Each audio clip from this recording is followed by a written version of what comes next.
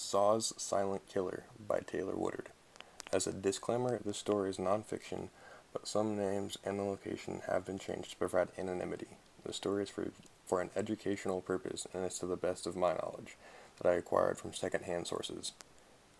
I did not interview family, witnesses, or persons involved in this incident before, after, or during this tragedy.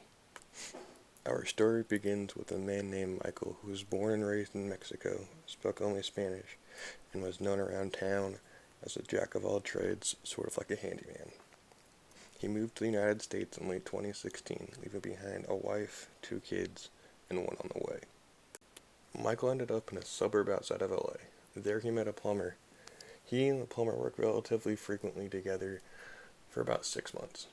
In February 2017, though, the plumber requested Michael's help for a new job.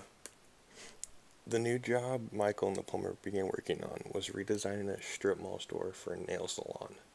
The two began working at night to reduce noise from neighboring businesses during their operation hours. Their work wasn't challenging, but rather very tedious, because in order to complete the task, they had to cut up the floor because there was no basement.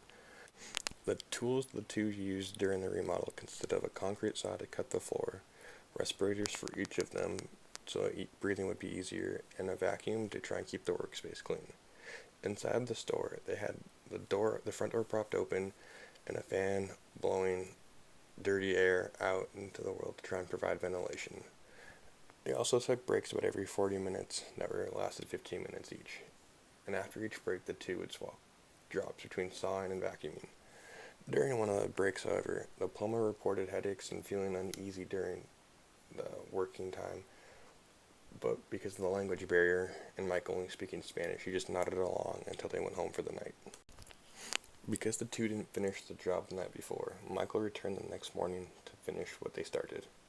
The plumber estimated there would be 30 minutes of sawing and then 30 minutes of vacuuming before the job would be completed. Michael had not checked in all day, and the plumber began to worry, so we sent a fellow employee to check on him. When the employee arrived at the store, he found Michael face down in the back left corner. He then proceeded to call 911, and Michael was pronounced dead at 5 p.m. February 3rd. Following Michael's death, the coroner's office released a statement saying that Michael's carbon monoxide level was 69% over the normal level. Additionally, OSHA released a statement highlighting a few areas of improvement to prevent further accidents like this. The first of them being that only electric-powered tools should be used in an enclosed workspace, and if a generator is the power source for those tools, it should be outside. Secondly, that employees should be trained to understand that fuel-powered tools emit carbon monoxide, which can be very hazardous and potentially fatal. And third, that concrete saw manufacturers should label their saws that they emit carbon monoxide and how dangerous carbon monoxide can be.